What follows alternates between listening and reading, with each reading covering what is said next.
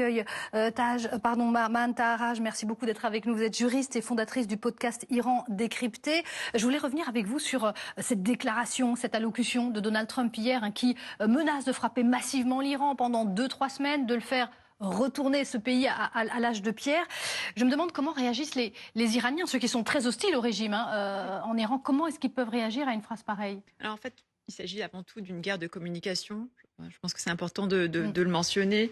Mais au-delà des discours, ce qu'on peut conclure, c'est que pour la population iranienne, pour le peuple iranien, la solution, ce n'est pas la guerre, ce n'est pas les bombardements étrangers, ce n'est pas ça qui va arriver à faire un changement de régime et à apporter notamment la démocratie, chose que le peuple iranien recherche. Même s'ils sont très affaiblis, même si les frappes, on a eu 11 000 cibles touchées, disent les Américains, même s'ils sont très affaiblis, les gardiens de la révolution, ça ne suffit pas.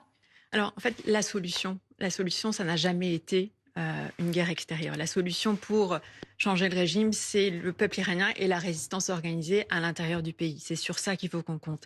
Et d'ailleurs, j'aimerais peut-être évoquer la situation à l'intérieur du pays.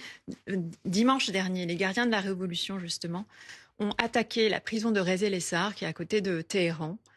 Il y a eu une vingtaine de prisonniers politiques qui ont été transférés dans des lieux inconnus. Depuis, il y a eu 5 exécutions, 5 pendaisons de prisonniers politiques. Les 4 premiers, lundi et mardi, 4 prisonniers qui ont été exécutés, pendus en raison de leur lien avec les moudjahidines du peuple d'Iran.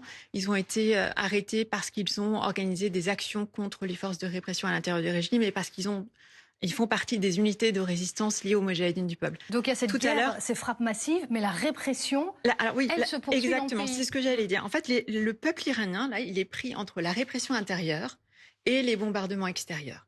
Et de nouveau, la solution pour sortir de cette crise, c'est vraiment de compter sur la résistance organisée à l'intérieur du pays pour amener la fin de ce régime et la paix et la liberté dans la région.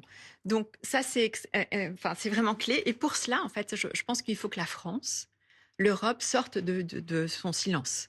Il faut que les pays occidentaux, européens, la France en particulier, soutiennent l'alternative démocratique. Il y a un Conseil national de la résistance iranienne. Mariam Rajavi, qui en est présidente, a déclaré la formation d'un gouvernement provisoire pour transférer la souveraineté au peuple iranien il y a un mois déjà. Ce gouvernement a été déclaré. Je pense qu'il faut que les États occidentaux soient clairs et se tiennent à côté de la population iranienne et de leur résistance et condamnent aussi toutes ces exécutions. Je trouve que les États sont assez silencieux.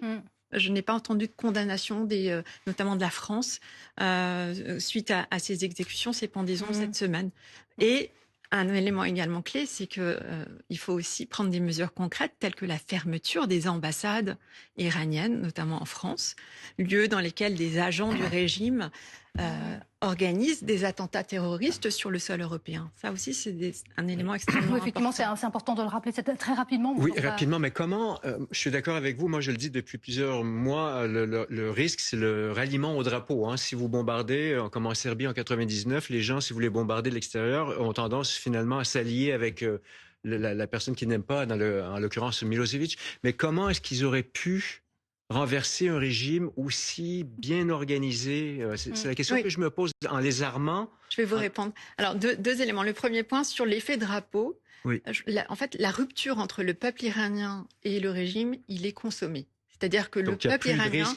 Absolument pas. Le peuple iranien rejette ce régime et veut sa chute. Ça, c'est une évidence. Je pense qu'il faut que... Et d'ailleurs, il est prêt à en payer le prix du sang, comme on a vu lors du dernier soulèvement de janvier. Oui.